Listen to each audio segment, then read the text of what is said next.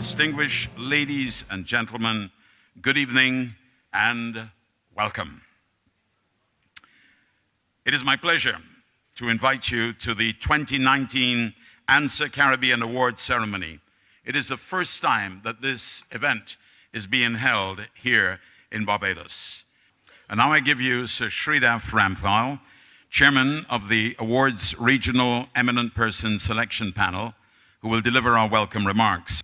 Ladies and gentlemen, Sir Sridhar Ramphal.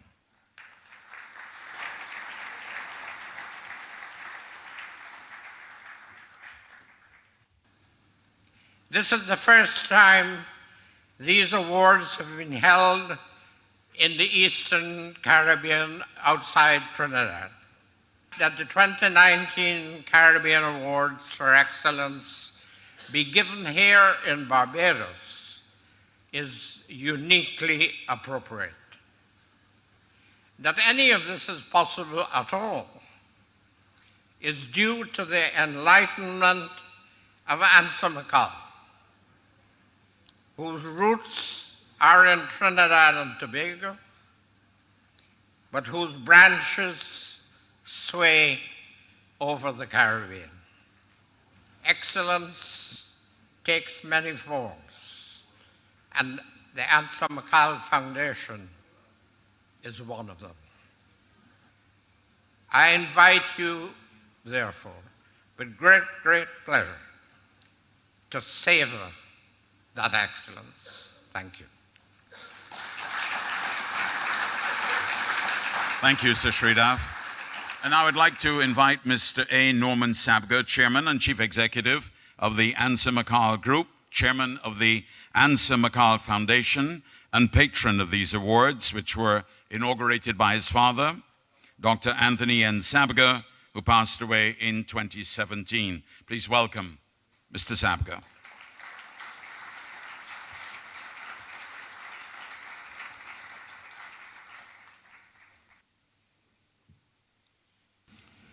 It is my distinct pleasure to welcome you all tonight, hosting of the Anthony N. Sabga Caribbean Awards for Excellence in Barbados. During the course of our 14-year history, we've made great strides in growing the prestige and recognition associated with these awards. We acknowledge that in order to truly be a Caribbean award, we couldn't limit these celebrations to only Trinidad. Barbados boasts of a proud and significant impact on our region and has supplied the world with a phenomenal array of scholars, professionals, artists, musicians, sportsmen, and leaders, a contribution that all should be proud of, regardless of which island we call home. The Answer McCall Group has had a presence in Barbados for over 97 years, and we consider ourselves to also be Bajans. From these shores, Dr. James Husbands in 2008 became the first laureate in science and technology. And in 2013, Dr. Anselm Hennis was also inducted in the same category. This year, we're proud to add another inductee and recognize the excellence of the people from Barbados. There's a proverb, and I quote, "Generation after generations will live on our dreams. What we do and say today will have an impact on whatever happens tomorrow." End of quotation. This proverb embodies everything that these awards stand for. By honoring those of today that create a powerful and inspirational change that will impact the lives of generations to come, we hope to not only congratulate them on their achievements, but more so to inspire others to follow in their footsteps. We can, as a people, go forward secure in our Caribbean identity only if we invest the resources necessary for its preservation and strengthening. And our laureates have used their distinction to advance their work and to improve the lives of communities in their respective countries.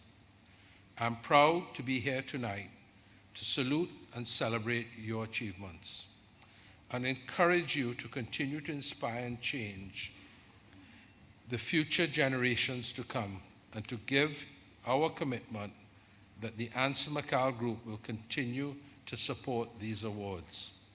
Enjoy the rest of the evening. I thank you. We're pleased now to invite our very own Dr. James Husbands, solar energy entrepreneur and Barbados' first ANSA Caribbean Awards laureate, to deliver remarks. Dr. Husbands was conferred with the Science and Technology Award in 2008. The Anthony N. Sabga Caribbean Awards for Excellence is the region's greatest private sector contribution to the acknowledgement of effort of Caribbean people in arts and letters, entrepreneurship, public and civic contribution, and science and technology. We thank the founding father, the late Dr. Anthony Sabga, for his vision, foresight, and financing of this inspirational program. Dr. Sabga's story of determination and continuous development is an inspiration to all of us. I believe that the laureates at many levels have embraced his view that all things are possible. The distinguishing difference of the Anthony N. Sabga Caribbean Awards for Excellence is that prize money is given to the laureates to help them fulfill their dreams. That is a huge differentiator. Taking your work forward requires resources. Usually, money helps. Thanks to the Anthony M. Sabga Caribbean Award for Excellence, its laureates will have some money for their projects or for new ideas. I express heartfelt thanks that I was selected as the ANSCAF Laureate in Science and Technology in 2008. It has provided me with recognition regionally and internationally. It came at the right time. It was a confidence booster and remains a confidence booster. At a personal level, the award made me feel empowered to achieve greater heights and to continue our journey to make our product the best in the hemisphere and one of the best in the world. I have felt it a duty to bring recognition to my country, Barbados, and the Caribbean for solar water heating to be at the center of excellence in solar thermal technologies.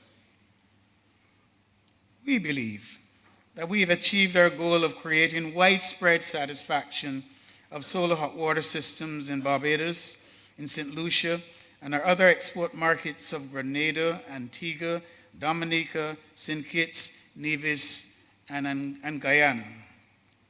Very soon, the Caribbean and the rest of the world will be well on the way to enjoying free energy, complements of the sun, the wind, and ocean tides. We are delighted to be part of this transformational journey. Ladies and gentlemen, I thank you.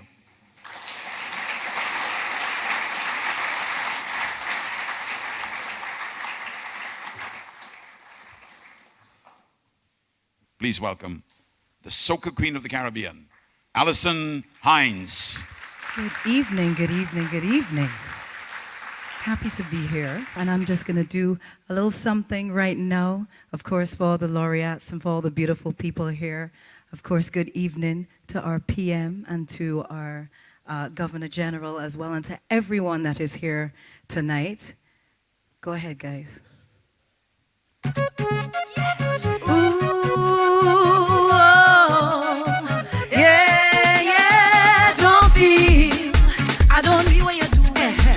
You're always supporting every day. Don't feel I don't love how you treat me.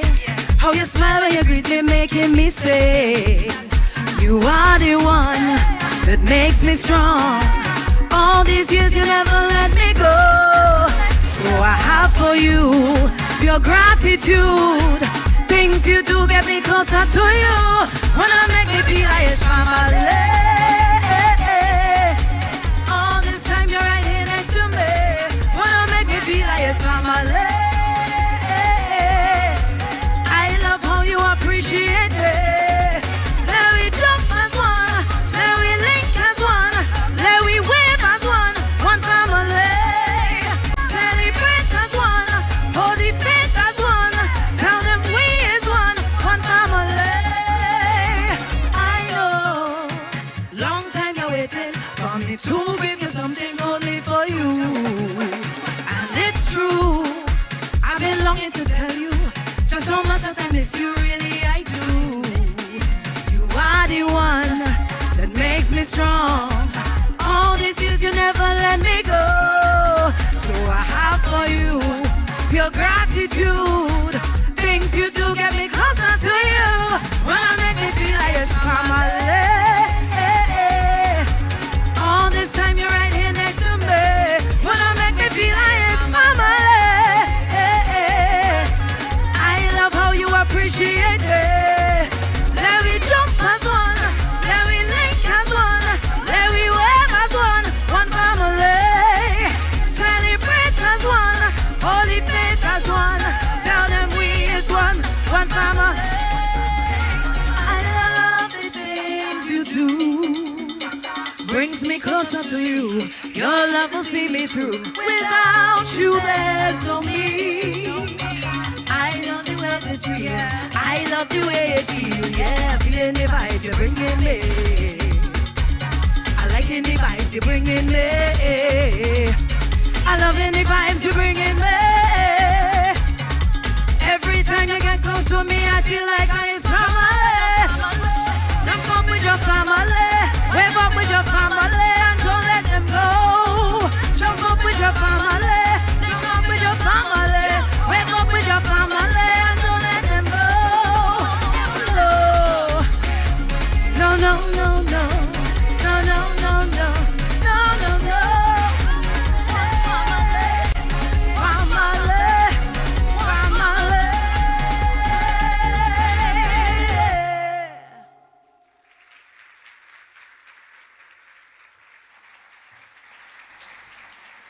And now, ladies and gentlemen, we move to the presentation of our 2019 laureates.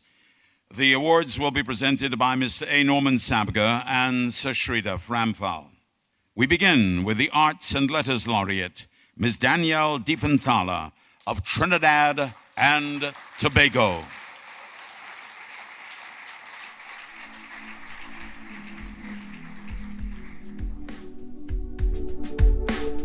A common complaint about the region has always been the lack of local television images. The importance of seeing yourself on television occurred to Danielle Diefenthaler early on, as she lived much of her early life outside of Trinidad.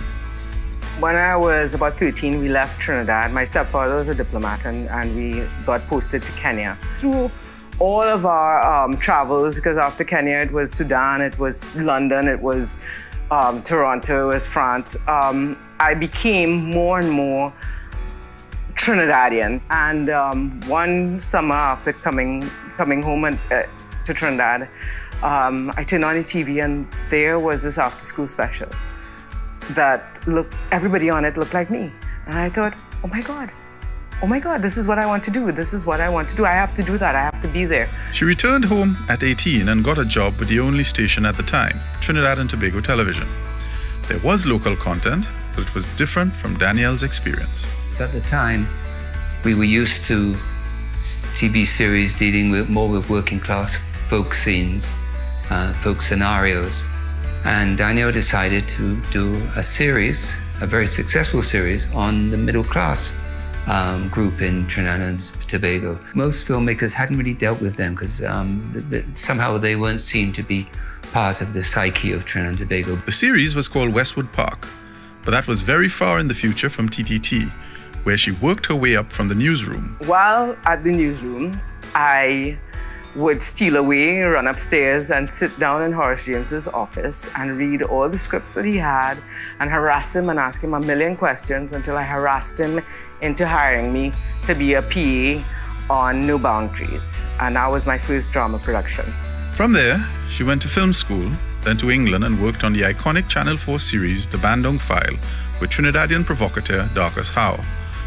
But she didn't want to stay in England and return to Trinidad. It was a decision that would transform the television industry.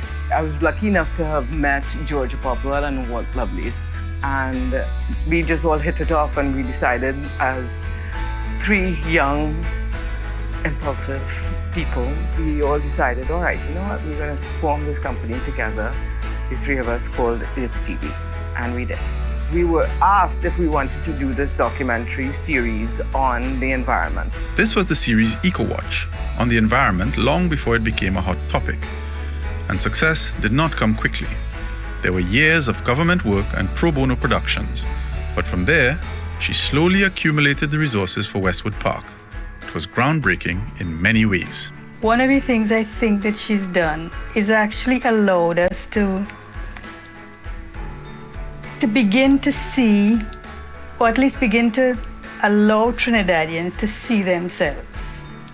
So unconsciously perhaps, what Westwood Park does is that it does give you an insight into the kinds of relationships between the classes and the way in which maybe people from different classes think about each other. Westwood Park and other shows that Daniel produced reached far beyond Trinidad and Tobago. It reached throughout the Caribbean, Cayman, Bahamas, parts of Africa, and of course the United States. I had a really interesting experience while I was in Manhattan one year. I'd gone into Victoria's Secret and I was just getting to the cash register and the cashier looked at me.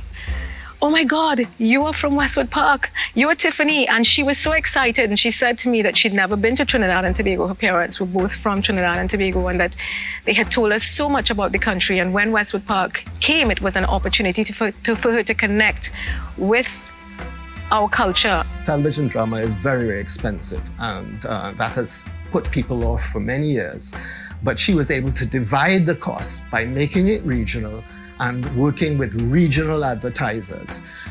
In the process, she had to deal with the sort of macho executives of the television companies who wanted to grab the whole thing. This woman doesn't want this, we will have it, and she will produce for us. But she didn't have anything to do with that. It ran for 6 seasons and was followed by other series. But she also turned her attention elsewhere in the industry. Danielle has always been a pioneering filmmaker, a brave filmmaker. She worked on films, many different types of films. During the coup, none of us knew what was going on. We were all afraid to leave our homes. And Danielle and Walt Lovelace went out into the front line and filmed an important occasion in Trinidad's history. At the peak of her career, Danielle DeFintala's interest remains in telling local stories, if those stories have changed over time, especially since the turn of the century. So I started to research what is going on, and started to go to sea lots, go to St. Barb's, go, to various places, Carnage, go around a 5-mile radius of where I live, only to discover that people don't know each other. St. Barb's is not 5 miles from where I live, but except people thought I was foreign because we don't know each other and we don't understand each other. And we have people saying those people or all here, or, it was never us. Her answer to this is a new series, In Plain Sight, which examines the violence which seemed to engulf Trinidad and the region over the last 2 decades. And if her career has taught her one thing, it's the importance of television.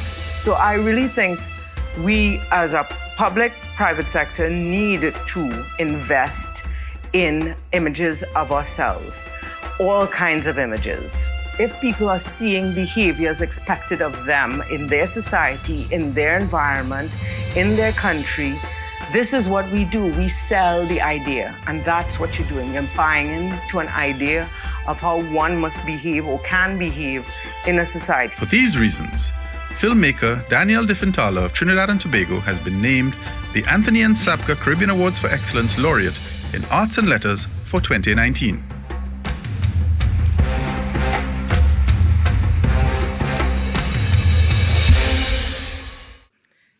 All protocols observed.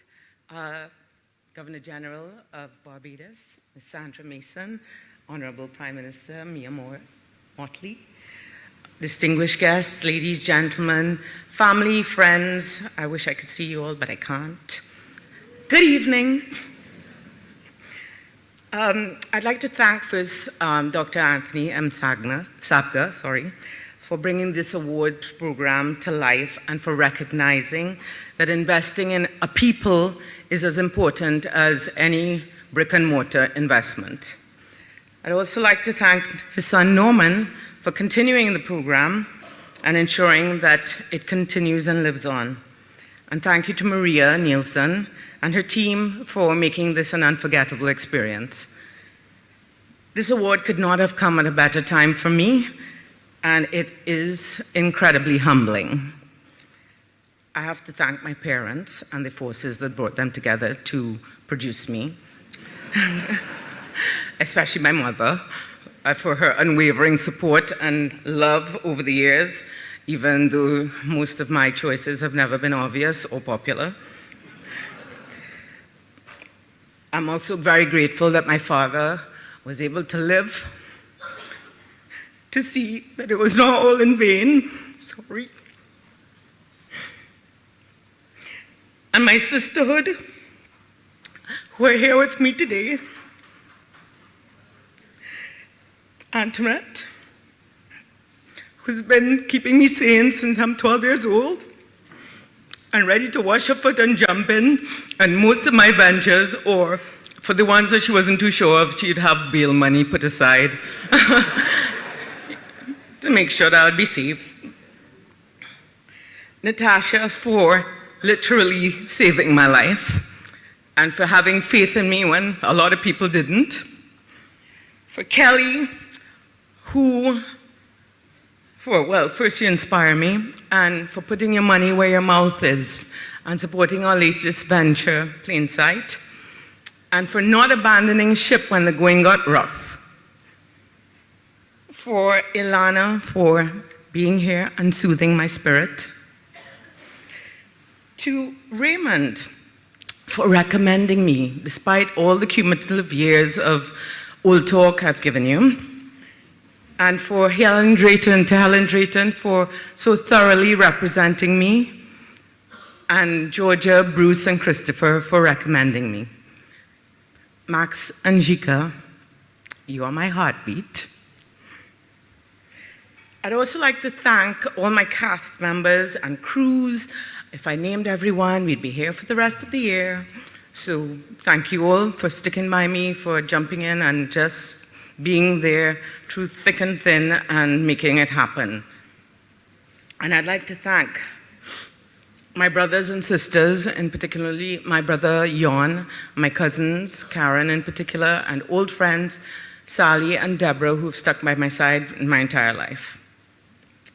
I also have to acknowledge the people that went before me. Horace James, Auntie Hazel, Timmy Mora, Christopher Laird, Tony Hall, Danny Jeffrey, and the myriad of other creatives that chose to forge a career path in an industry that no one thought was viable. And the myriad of other creators who have gone before me and have laid the path for me to walk. Their conviction to ensure that we join the rest of the world in having images of ourselves reflected on this most powerful medium of television. I'll never forget the impact seeing images of people who looked like me on a screen had on my life. And I aspire to do the same for my children and for future generations. This award is significant because all too often we look to the outside to validate us before we acknowledge our own excellence. It's encouraging to those of us who have chosen to remain and commit ourselves to building our industries in our region, and hopefully this fuels the creative fires of generations to come. This award gives me renewed energy to continue to fight to ensure that the Caribbean stories and images leave an indelible mark on this world, and especially in this ever-evolving, rapidly evolving, and increasingly noisy world of media. I thank you once again, and congratulations to the other laureates. Have a good evening.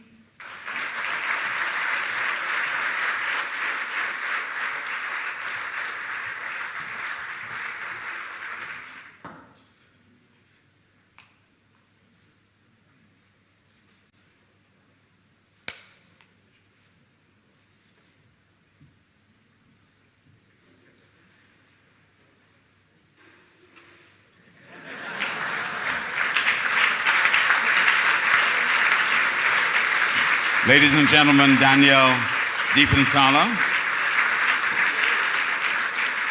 Congratulations. Now we move to the land of wood and water and to Ms. Kimala Bennett of Jamaica, who is our entrepreneurship laureate.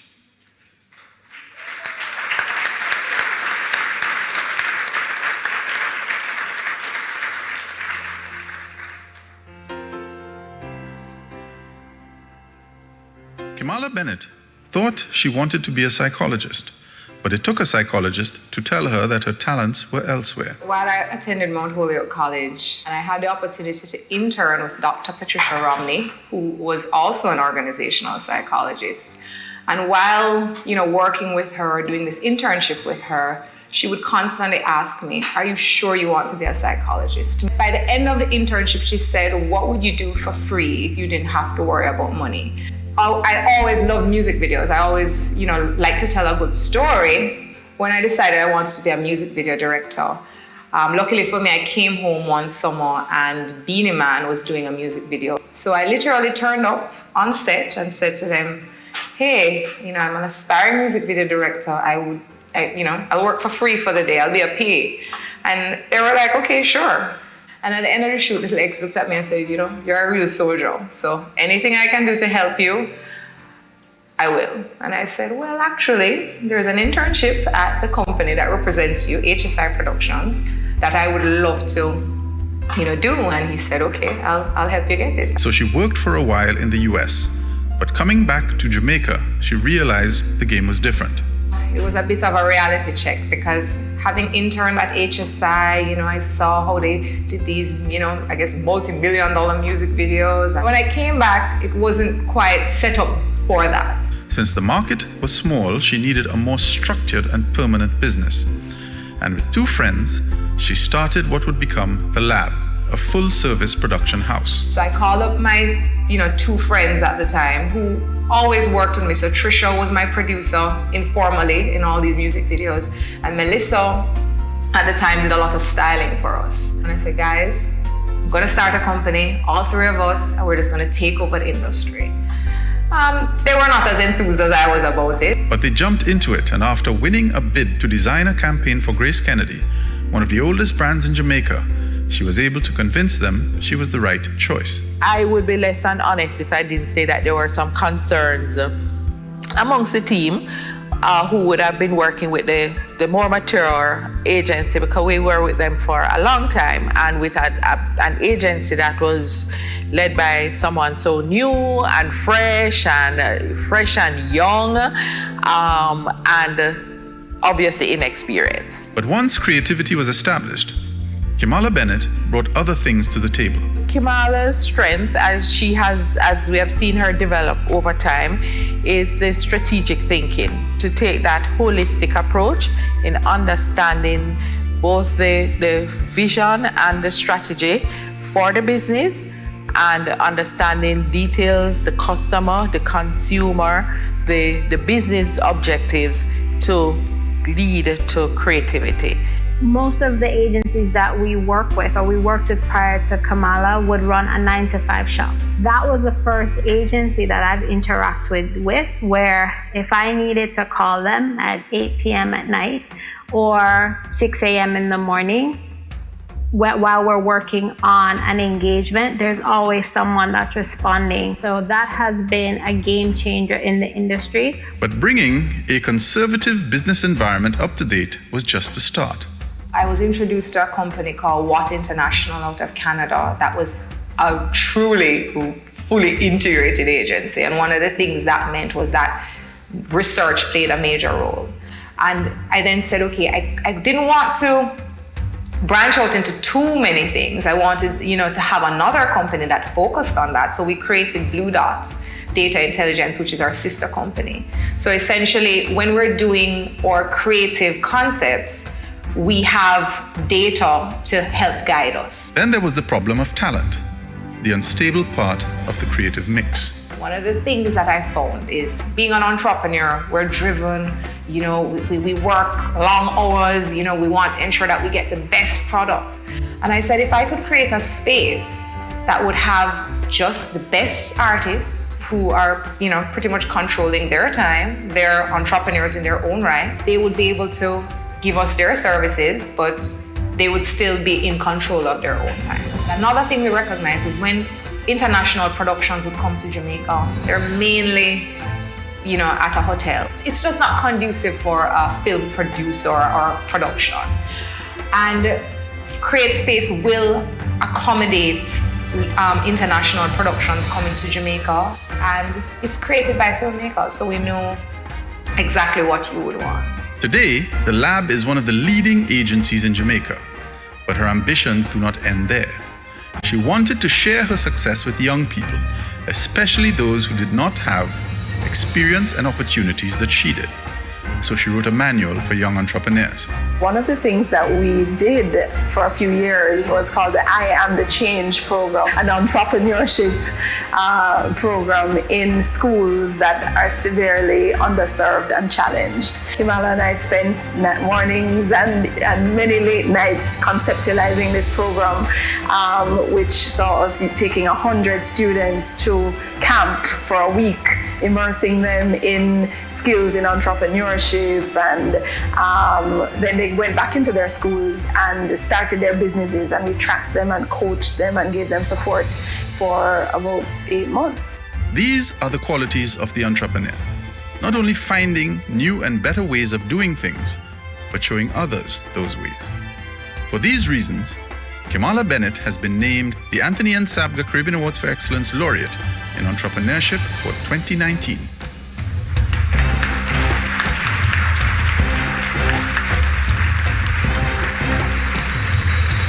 We now invite Kimala Bennett to receive her award and to address the audience. Please welcome her.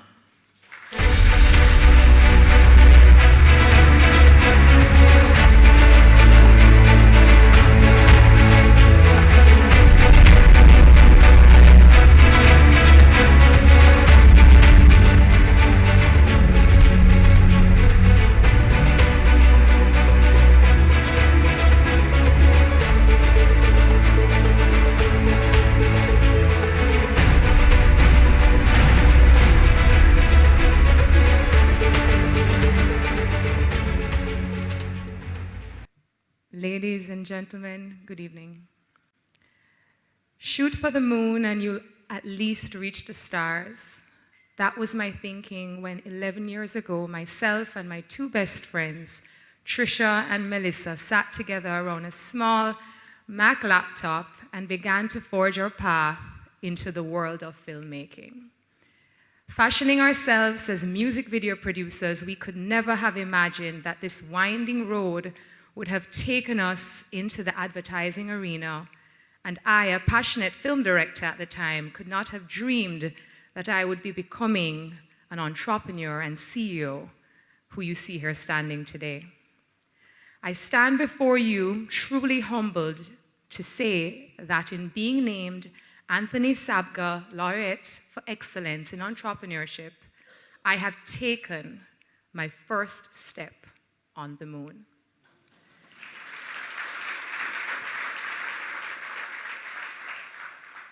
When we landed in Barbados, I honestly didn't know there would be such a fanfare, and I'm grateful for the genuine warmth I have felt since my arrival.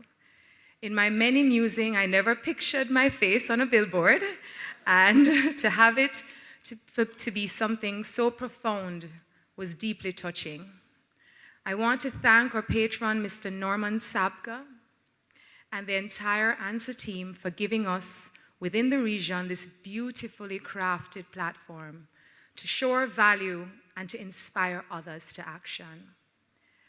As this is an affirmation of the brilliance and potential of our people and a marker of how far we can go. Thank you to the directors of the Ansel McCall Foundation, members of the EPP, the Jamaica Nominating Committee Chair, Mr. Maureen Seymour, and to the executive body. Thank you to Maria and Raymond, who have been so helpful throughout this process. Maria, you delivered the good news of my award on my birthday, and you made that day one I will truly never forget. I am honored in this moment to recognize those that forged the way before me, who showed me the way, who supported me when I failed.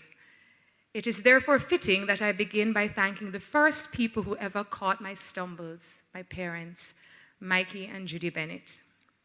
Thank you for standing close by but never overshadowing, allowing me to grow but never too far away that they could not catch me when I fell. Mom and Dad, thank you for giving me both roots and wings.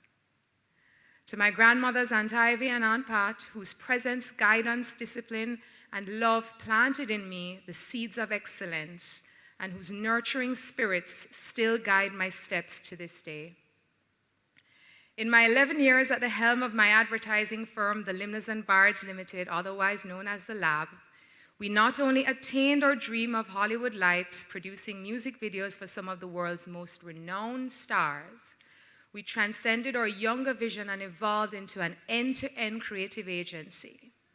Our growth has been rapid and our success is great, but with the hectic pace of our labor, it is often only in moments like these that I get to step back and take it all in, and for that I thank you. We have produced over 400 ads for clients like Grace Kennedy, Digicel, and NCB. We have produced music videos and feature films for household names like Drake, Rihanna, and Nick Cannon. In the past year, we have added a digital content arm, a public relations division, purchased our own 5,000 square feet property, and launched the Lab Think Tank, a networking and enrichment program that focuses on marketing trends within our region. It is sometimes hard to absorb, but we did what we set out to do, and here I am today. I want to thank Melissa Llewellyn, who was my founding business partner who helped us move from the laptop to the boardroom. Even now we work in different capacities, we remain connected. Melissa, your international production experience has kept us ready for the blockbuster opportunities that we have been able to become a part of. I thank you for being bold, never fearing your own power, and helping me to be the same. I would not be standing here without the groundwork we laid together. Deepest gratitude to Trisha Knott Francis for always answering the call. Trisha, you produced my first event for Teachers' Day when I was head girl at Holy Child High School, and you have been my magic maker ever since. To my general manager, Tashara Lee Johnson, you're a superstar. Thanks for being my right and left hand and keeping our engine running. Thanks to Kenya Linton George, who designed this beautiful dress I'm wearing, and whose creative mind is always open for bouncing ideas. To Team Lab back in Jamaica, including our set crew and the original dream team, Michael, Kritik, and Gareth, who are some of the island's most talented filmmakers, I salute you for your hard work and never-ending drive to produce world-class material. Your enthusiasm and boundless positivity are what helped me to get up on the toughest mornings. Thanks for showing up each day, staying up late nights, and bringing so much fun and energy to our lab family. You are all a testament to the talent and professionalism that the Caribbean has to offer. Thank you to Minna Israel for leading both by action and example. Thank you for seeing potential in me, constantly encouraging me to be excellent and move towards greatness. Sometimes it takes a push, and I appreciate your constant nudges to step up and lean in. I would be remiss if I did not recognize those upon whose shoulders I stand. The legendary Maxine Walters, who gave me my first job in production and who encouraged me to continue on this path. To Auntie Janet Davidson, whose strength and entrepreneurial spirit sparked my own. I want to recognize my mentor, Andrea Coy, for telling me to be bold and go forward to building my creative agency. Thanks to Angeline Gillings for allowing the lab to bring our special brand of sparkle to Grace Foods and trusting us to execute all their major campaigns. Many thanks to Nadine Matthews-Blair for not only entrusting me with NCB's brand, but also always being a constant resource of leadership and life of the working woman. Gratitude to Peter Lloyd and Monique McLeod for always keeping the lab top of mind for exciting ride with Digicel. A special thank you to Novia McDonald-White for pushing me firmly into the spotlight and encouraging me to shine. To Randy Rowe, thank you for reminding me to think bigger and keeping us punching above our weight. And thank you, Brian St. Juste, for always being right in my corner. To my fiancé, Adrian, thank you for being you, for always pushing me to go after my goals and never allowing me to settle for less. I know that I am blessed to be in a relationship where we share our victories. I love you for always allowing me to shine and for never ever trying to dim my light. You're my star. To my son, Liam, thank you for making this all worth it, for grounding me and keeping me focused on the important moments of life, and for always keeping me aloft even after the heaviest days. You bring me balance and unconditional love and remain my greatest achievement. Finally, and symbolically, I want to thank Delana Forbes of Phase 3 Productions for giving the lab our first big TV commercial. They say the road to success starts with the first step, so a warm Jamaican big up to Delano for believing in me and this vision that has now become a reality. As I leave the podium, I want to take this moment to say that it is heartening that the panel of the Anthony Sabga Award saw it fit to recognize a creative entrepreneur. I am proud to represent our region as we forge our own trail in the media space. And I want to encourage our creative professionals to keep moving, keep forging ahead. The talent and vibrancy of our art and storytelling has just scratched the surface. And I'm so excited to see what role the lab will play in moving us all forward. Thank you and good evening.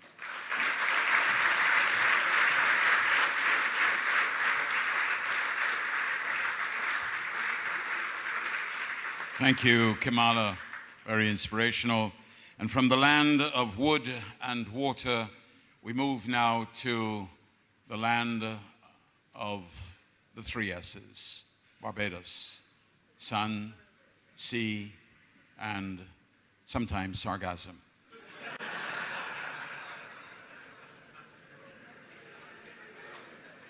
We now move to our own Corey Lane, the laureate in public and civic contributions.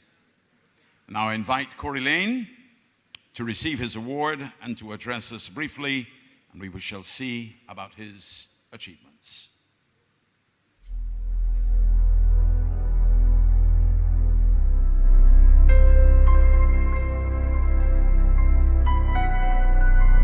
Corey Lane met with tragedy at an early age in the loss of his mother and a good friend to gang violence. Those changes would determine where his life went. Having my friend killed very close to me, that really was the straw that brought the camel's back. For me, it was a concern before because a lot of my friends, imagine them dropping out of school, getting involved in criminal activity. My thing for them, the next place is going to be jail. What happened around that same very time was a tragic event in my life where my mom, she was pregnant with twin girls. During childbirth, my twin sisters, they came out pretty good, but my mom died during that birth. And I didn't want to grieve, so I spent my entire days in the library, and I was in the encyclopedia. I was looking for ideas, and I started to build what is now known as the Nature Fun Ranch. The ranch started with a single horse he purchased at age 13, and it grew. Today, it occupies several acres in St. Andrew. But more than the premises, what is remarkable is the ranch's mission to rescue at-risk youth. One of the things that was common among my friends at 15 years old and working in the prison and the school system is this whole idea is nobody cares about me. So they believe as though parents don't care about us, society, church, school, nobody cares about us. I'm a failure. I take an exam at 11 and about 70-80% of them are told that they're failures. Not that they failed the exam, but they are failures. And then they are dumped, and you have to use the word dumped, into certain schools with persons that believe and act the same way. And they go through their entire lives feeling like failures. I've been around the ranch since 2005, and it actually helped me take proper, I should say, dignity in myself. Whereas I have done a lot of things that I never possibly thought I could have done. I learned to ride horses here. I actually learned to get my driver's license here. And I learned a lot of building and different stuff like that. A lot of skills I helped develop on this ranch.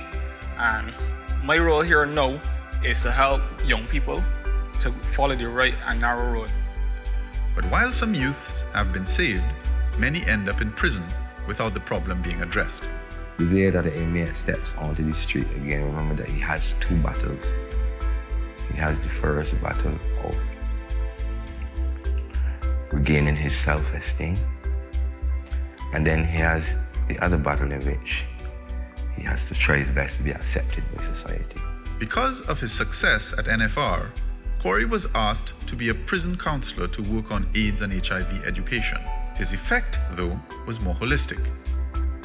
But the important part that Corey played in my career and let's say in my rehabilitation or reintegration into society was that he then identified me as a writer to people, to boldly to people in the media, in certain areas of society where they not expect a person who is not an academic or doesn't have an academic background to write or to become a writer. And here is the crux of Corey's success. His concern for people is real and infectious. People want to belong and people want to be loved. So after you attract them to the program, they become like family. Because remember, a lot of them feel that they're not loved, they don't belong. So they find family on blocks and in gangs. That's where they feel that connection. Within these positive and wholesome programs, we must be able to create that feeling of attachment. Today, more than 2,000 people have passed through the Nature Fund Ranch. 92% of them have not fallen back into previous patterns, and many come back to assist. But this is just a small part of what Corey Lane brings to his society. He is also a radio talk show host in Barbados, where his main focus is education. One of the things I realize with people that build wealth is that it starts in the mind. Poverty is a state of a mind and not a state of your bank account. And that speaks to the whole idea of understanding how money works, understanding how wealth works, understanding confidence, having confidence in yourself that you can do it, not that you're born poor and you must die poor. So those are the things I'm working on. Corey has been recognized by politicians and others, and he has even been named an advisor to the Prime Minister of Barbados. Corey has exhibited his commitment to being able to help stop poor people from being poor. And indeed, that is why I took, and with great pleasure, appointed him recently as my special advisor on poverty alleviation and the attainment of the Sustainable Development Goals. When Her Majesty Queen Elizabeth II conferred on Corey the Commonwealth Point of Light Award, we were all very happy and knew that it was well deserved. It is always tempting to ask just how remarkable people have achieved their success. For Corey Lane, two things shaped him. The first was the Boy Scouts in Barbados, which was a powerful formative element in his life. It was through Scouts that I got the idea for the ranch. It was through Scouts that John King would have given me that thirst for current affairs. It was through Scouts that I met Jason, who introduced me to Youth Parliament and Youth Council, that introduced me into the HIV/AIDS Commission and got me into prison. So the Scouts was really the platform into everything, and Scouts is where I really honed my leadership. But there was another element to his success. I met my wife over 12 years ago. We've been together 12 years. And I can even actually remember the day she said, you know, I'm really inspired by what you do. I'm going to work so you don't have to. You can go, you do your volunteer work. And I said, okay. I'm going to propose to this woman. I don't know if I meet another woman like this. But for him, the advice he has to give is simple. We've had so many seminars and conferences and convocation and conversations and, so many workshops and so many reports. Let's take out some of them, let's dust them off, let's see what's relevant, and let's implement. Let's make some mistakes. Let's evaluate and do it better next time. But there's this fear of not making mistakes, so we do nothing. For these reasons, Corey Lane of Barbados has been named the Anthony and Sabga Caribbean Awards for Excellence Laureate in Public and Civic Contribution for 2019.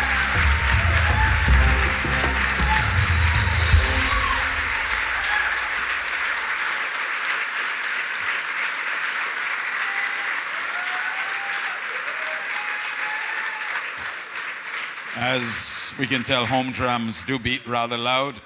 Another unique Caribbean personality. Ladies and gentlemen, Mr. Corey Lane, the laureate for Barbados in public and civic contributions.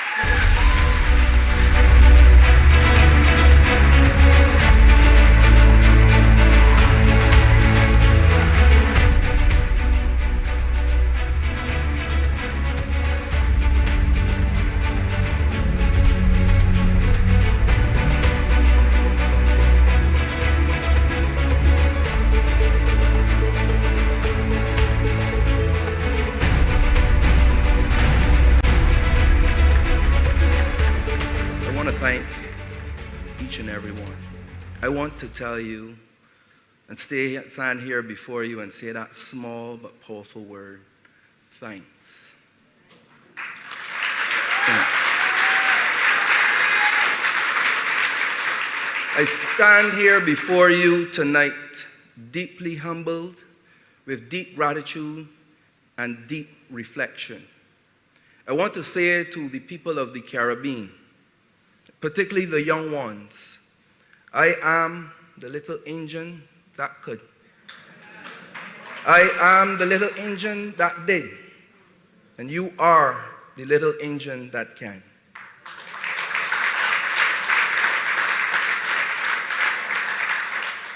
I want to start by giving thanks to Almighty God, who all things are made possible.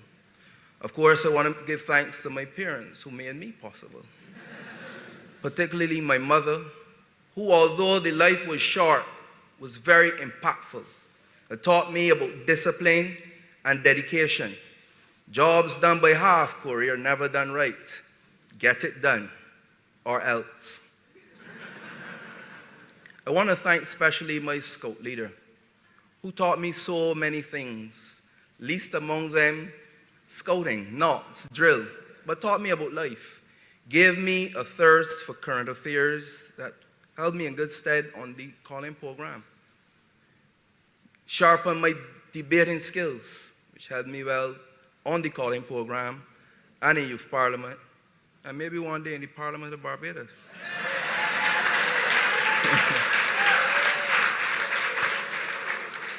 As the little engine that could, many of you would have provided that oil and that fuel. Of course, we refer to as the Powerpuff Girls, Diana Edgell, Alice Jordan, and Dr. Jacobs, for believing in me from a very young age and appointing me on a national commission, the HIV/AIDS Commission. I must give thanks to Jason Carmichael, my head and chief advisor. I give thanks to my brothers and sisters, because you may not know, but many points there were times that I felt as though I could not carry on, and I did it for you. Because in Mommy's last words, she said, take care of those young ones. And I knew that that would be my life work. So I want to thank particularly my brother, Anderson Gill, my deputy, my rock, the guy who allowed me to go out there and do other things and maintain the ranch and come back to see there was a ranch when I had to leave on various assignments. Of course, his right hand, Gabriel Gill. To one of my long-standing members, Jerosha Small, for being there and being that reminder of the work that I have done and the work that I need to do. Of course, my best friend, Ramiro Husbands, who I remember when I attained, it was Parish Ambassador for St. Michael in 2001. And the people in the community say, "You are ambassador now. You can't run outside in your boxer." And I said to Ramiro, "You have one task and one task alone, and that is to ensure that I remain humble and never let any of this get to my head." And he has done that, ladies and gentlemen. I believe he's done a good job. To my best man, my cousin, Ronaldo Lane, the one that I can always call on at any time, day or night. When I am feeling daunted with the many calls coming from distressed parents, from sometimes suicidal young people, Ronaldo is that one I turn to. Of course, there is the wife that you heard about, the one who told me about 7 years ago, "Unfortunately, I can see that you want to be happy, but I will let you know you are destined to be great." So,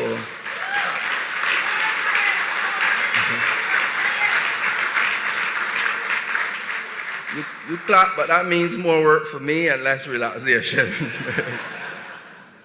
I must thank the Anthony Ed Sabga Caribbean Awards for Excellence on a personal level for facilitating this and making this possible, but also because I think it is important that we can look inward and reward excellence from inward, because I believe that unwittingly and subconsciously, a lot of these great awards come externally. And it reinforces, again, unwittingly, an inferiority and a superiority that does not need to be reinforced. And that when we can look on our own and say, "Well done," at such a prestigious level, I say, "Thank you," and you should take a bow.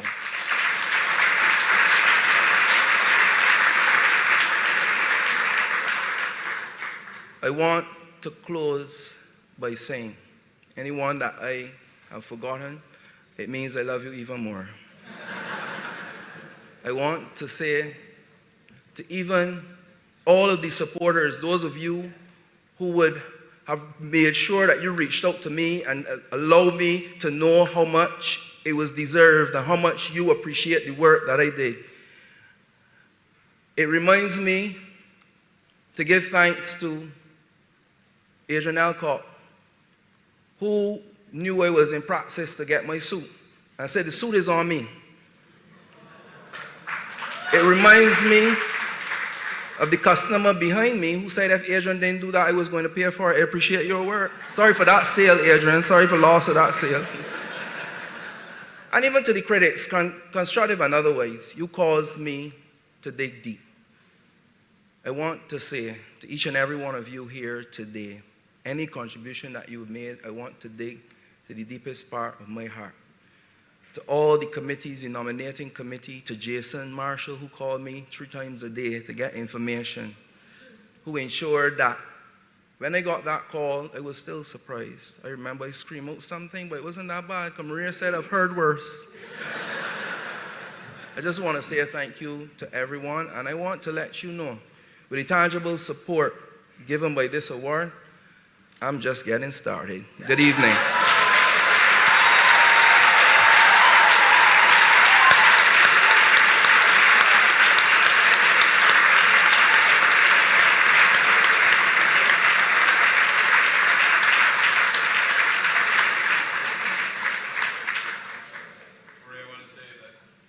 The suit fits very well, by the way. I want to tell you that I went to practice about half an hour after. Adrian's answer was, "We don't build them in your size, Vic." Well done, thank you. I suspect we haven't heard the last of Corey Lane. And now, ladies and gentlemen, we return to the land of wood and water, Jamaica, for a final laureate of the evening, Professor Michael Taylor of Jamaica, who receives the Science and Technology Award. Let's have a look.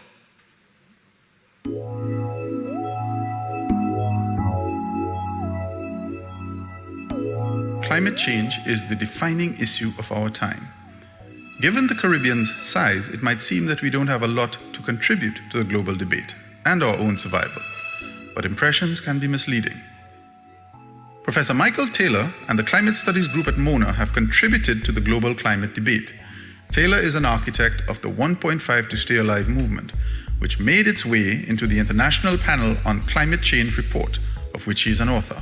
When I think about the 1.5 to Stay Alive, where he was a part of that team that took the information to the discussion so that all the world could recognize that 3 degrees was unacceptable, 2 degrees is bad, 1.5 is what we need to stay alive. And the Caribbean led that, and Michael Taylor and the Climate Studies Group was a big part of that. Off the world stage, Professor Taylor's impact on the Caribbean is incalculable. At the turn of the century, as the climate issue was becoming more prominent, the Caribbean suffered for a lack of data for planning and projections. So there was climate information out there, but they would treat the whole Caribbean as a single entity and give, single-digit projections of what the temperatures will become for the entire Caribbean. But we know that the Caribbean has lots of sub-regional variations, and even within a country, the scale of the small islands, it has a lot of variation. The vehicle for this was the Climate Studies Group at UWI Mona, which was founded by Professor Anthony Chen in 1994 and which Taylor took over in the early 2000s. This has become the central institution of the region's response to climate change. A lot of Michael's work really extends and makes available climate information to the social science community to help support planning, decision making. So it moves a lot of the work out of the science realm into really the applications realm, and where you can actually use the information to make decisions about society. Professor Taylor's leadership has been one we would describe as transformational. It is through his leadership that we have expanded and engaged more with communities, have designed tools under his guidance, and have engaged a number of stakeholders so that persons understand more how the climate has changed and how it will impact livelihoods. It's through his leadership that we have engaged government and different parties on how we respond to climate change and the need to have it on our developmental agenda continually. What I like about Professor Taylor's work is that it's not just restricted within the scientific community. A lot of the research that the Climate Studies Group does, including our State of the Climate reports for Jamaica for 2012 and 2015, it has been distilled into a summary for policymakers, and the policymakers then are connected with people on the ground that go into communities and they help them to build resilience. Professor Taylor's work is ample evidence of his gifts as a scientist, but it says nothing of his work as a teacher. His students speak of his inspiration as a mentor and his ability to speak science to those who might not be scientists. Sitting and listening to Professor Taylor actually talk about physics, you saw physics actually come alive. So it wasn't just formulas, seeing formulas in the book, seeing formulas on the lecture slides. We're actually relating to the physics when he taught physics. Professor Taylor to me is more than a supervisor. He is someone that cares. He really looks out for his students. He tries to seek out opportunities outside of being within the university, which is the reason I'm here right now. This ability to bring science to the non-scientists might be crucial, as the Caribbean is already in the grip of many effects of climate change, and the future does not look promising for tourism, food security, and health. The best case scenario to me would be, if we in fact take on the mitigation, adaptation, and education programs and, work out the modalities and to implement them. And I've been careful here because clearly within each country, how you take it on will differ depending on the context. But if you take it on according to your situation and context, I think we would see transformed economies. The worst case scenario is that we don't take this seriously enough, that we think that climate change is something for somebody else to deal with, or that we don't need to put climate change consideration in all our development planning. If we don't, well, we already see climate is, moving at a faster pace than we are. And so you get that kind of devastation that you saw across the Eastern Caribbean in 2017, that we can't easily or quickly recover from. For his achievements as a scientist and as a teacher, and for his work in creating and disseminating knowledge about climate change, the most crucial issue of our time, Professor Michael Taylor of Jamaica has been named the Anthony and Sabga Caribbean Awards for Excellence Laureate in Science and Technology for 2019.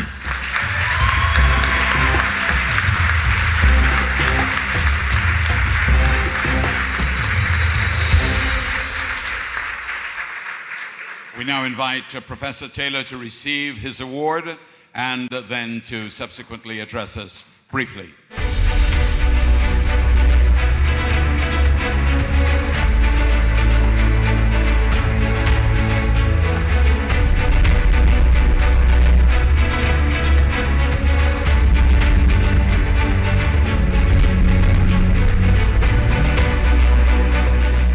Ladies and gentlemen, good evening. I am a scientist, and scientists are not known to be the best communicators. And when words fail us, very often we reach for an equation. For you see, equations for us represent an effective but elegant modality for first, describing the constituent components or states of a system. Secondly, summarizing the way those components interact. And then finally, telling the resultant state after the interactions. Even as you wonder, where on earth is this man going? Let me assure you that all I want to do in these few minutes I've been given is simply give you an equation which I have come up with, which I think sums up the final state of equilibrium that I think I have now reached since hearing about this award a few months ago.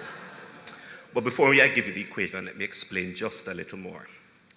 I think I speak not just for myself, but for Corey and Kimala and Daniel when I say that our current state here tonight and what we now feel at this very moment really arises out of the sum of a number of other fleeting states that have on occasion momentarily overtaken us since hearing about this award.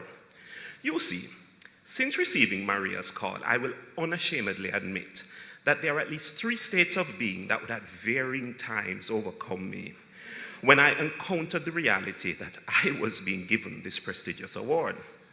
Those fleeting states would take hold, for example, when someone stopped me and said, "I saw your picture in the paper today." Or when a congratulatory word came out of the blue from that person who you never even thought knew your name. Or when you heard your bio read at the announcement function. Or when you saw the face of your loved one as they narrated to you how they saw your picture on a billboard on the ABC highway. Or even as we watched the vignettes here tonight. During those kinds of encounters with the reality of this award, I admit at least 3 different states of being would on fleeting occasions overcome me. And if my simple hypothesis is right, these states of being now sum to give the resultant state I feel tonight. So let me take you out of your worry. Let me tell you these 3 fleeting states. Fleeting state number 1, the state of having a full heart. Now, scientists are not known to be emotional persons. No, not at all. But just for tonight, I will admit that many times when I encountered the reality of this award, my heart became full.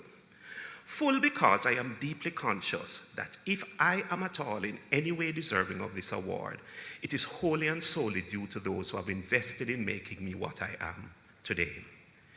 My heart is full when I think of my beautiful wife, Yvette, my life supporter, who would really prefer to go to bed at night, but sits up patiently, nodding off a bit, listening to me talk science into the wee hours of the morning. My heart is full when I think of my parents, whose principles and examples have shaped my views on humanity and are the real reason I attempt the things I do in the name of a better region. My heart is full when I think of my siblings, Mark and Jeremy, and their family, my children, Melanie, Amanda, and William, the countless family members and a church community who put up with me and support me directly and indirectly in many large and small ways. My heart is full when I think of mentors like Professor Chen and other colleagues who have looked out for me along the way and never made me feel like a mad scientist, even when they should have. My heart is full when I think of my students, a couple of them who are in the audience, who endure my many rants about climate change, but still go on to pass the course and graduate with their degrees. You see, I am the cumulative contribution of all these people, and it is their investment which is paid off with this award. So you understand why every now and then, yes, just every now and then, when I encounter the reality of this award, my heart is full. I enter the fleeting state of a full heart. But quickly, every now and then, yes, every now and then when I come to face with the reality that I'm receiving this award, I not only experience the fleeting state of a full heart, but I experience the fleeting state of a shaking head. I did say a shaking head. You see, I think you know that there are times when you ponder something for a long time and you are not sure you get it still. When you take it up and you look on it from a different direction and a different angle and you still don't get it. When you change your position in the room and you walk across and you look on it again and you still don't comprehend it. And after all of that, all you can decide to do is simply put it out of your mind, shrug your shoulder, put a look of bemusement on your face, and then just shake your head. I admit I've shaken my head from time to time in this process, including tonight, simply because after much pondering, I'm still just not sure it is me that is being spoken of. My shaking the head, then, is my outward manifestation of an inward incredulity that those things which I think I do really just as a part of my everyday life, could they actually be that significant for others? I shake my head that those dreamt up initiatives which keep my poor wife Yvette up at night, and which I then fight to turn into reality because of a deep passion for science and a belief that good science can come from the Caribbean, could they really be perceived as inspirational and transformative? I shake my head that those actions done out of a strong sense of duty to and respect for those communities of individuals who I earlier told you about, who have invested in me, those actions which I take for granted as just ordinary things that just must get done, could they really be worthy of this level of commendation? I admit then that so fleetingly in this process, I have fallen into a state of head shaking. And I think I speak for Danielle, Kimala, and Corey too, that we shake our heads because the truth of the matter is we do what we do because we are convinced it is what we were gifted and purposed for, and it is our small contribution to the region.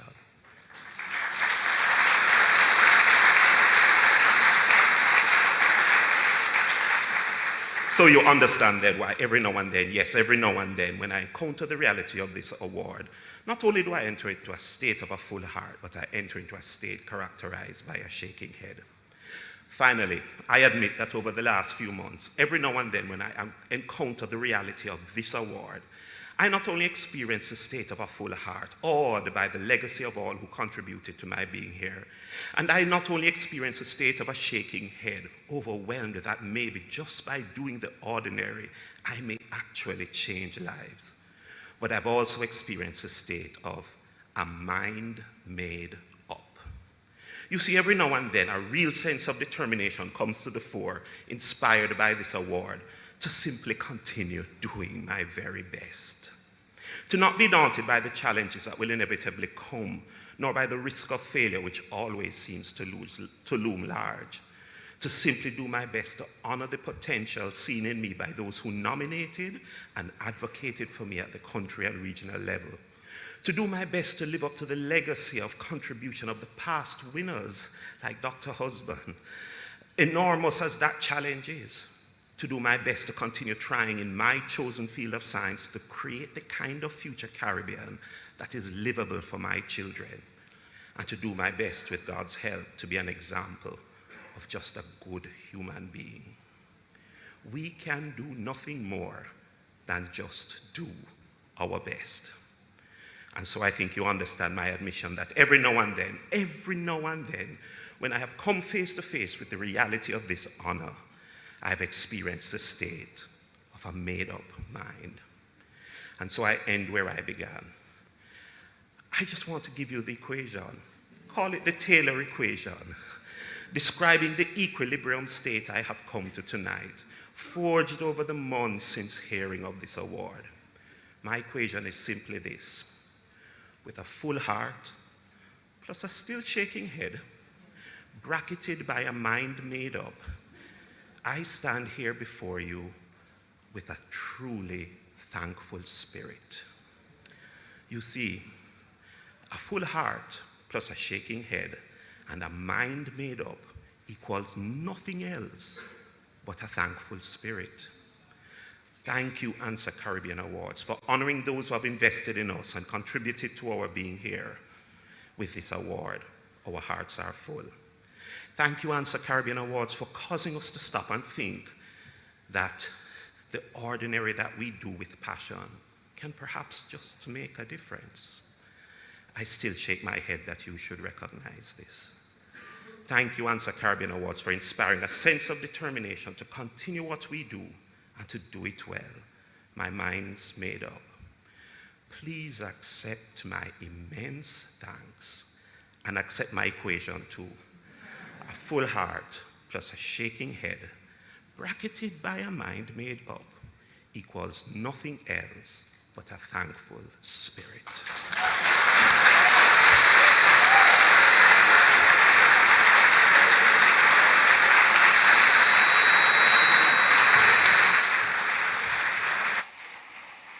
We've come to the end of the formal part, but I'd like to invite Mrs. Maria Superville-Nielsen, Program Director of the Awards and Secretary of the Ansa McCall Foundation, to deliver the closing remarks. Tonight, we close a process that only exists because of the commitment of the finest Caribbean men and women who lend their name, talent, and expertise to its continuation. Our regional panel, headed by Sir Sridath Ramphal, endure and make it better, and I thank them all. To our 2019 laureates, thank you for accepting these awards.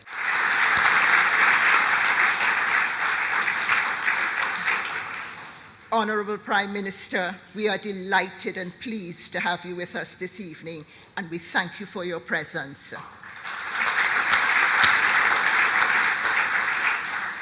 Finally, ladies and gentlemen, Her Excellency Dame Sandra Mason, Governor General of Barbados, met with our laureates yesterday for a one-on-one with them. She penned the foreword in our program booklet, and she's here with us this evening. In true Caribbean style, where we say everything more than once, I say to you, Excellency, thank you, thank you, thank you.